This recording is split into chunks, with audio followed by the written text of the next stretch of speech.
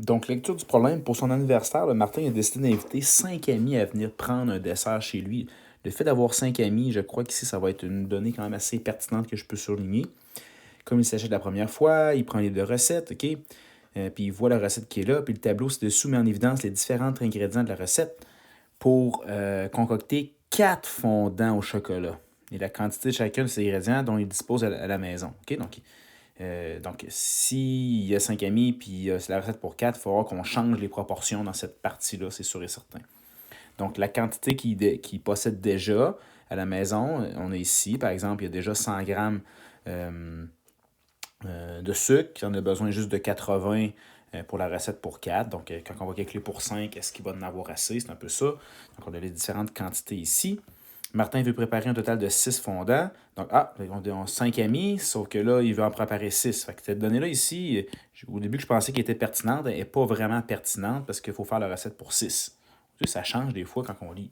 La quantité de chacun des ingrédients nécessaires pour cette recette est proportionnelle au nombre de portions qu'on veut y préparer. C'est normal que ce soit proportionnel. Plus il y a de personnes, plus il y a de portions, plus on prend d'ingrédients de façon proportionnelle. Vérifie s'il possède suffisamment de chacun des ingrédients à la maison. Si ce n'est pas le cas, détermine la quantité minimale supplémentaire qu'il devra aller procurer à l'épicerie pour son dessert, soit une réussite. Donc, on va aller faire des proportions.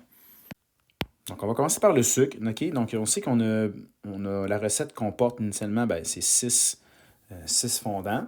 D'accord? Puis là, lui, la recette nous en propose bien sûr 4 fondants. F pour fondant ici, on pourrait utiliser n'importe quoi. Là. Donc, pour 4 fondants, la quantité nécessaire de sucre, c'est 80 grammes.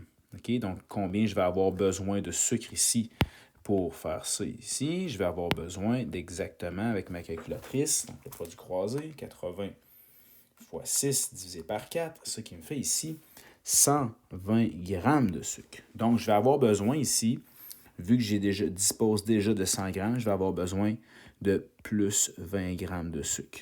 D'accord? Donc, je pourrais marquer ici, puis je pourrais faire une réponse à la fin là, pour le faire. Les œufs, même principe. OK?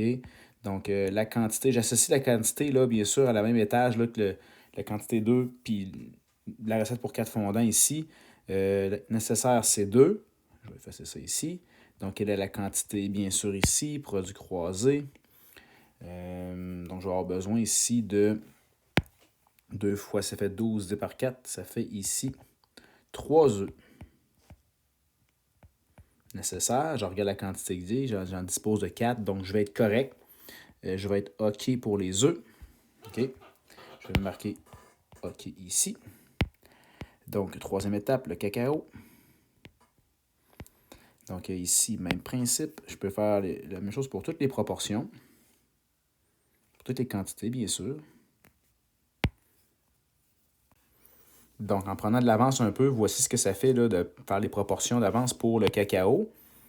Comme ça, pour le beurre et pour la farine, je peux faire mes produits croisés. De cette façon-là, je vais trouver 120 grammes fois 6 divisé par 4.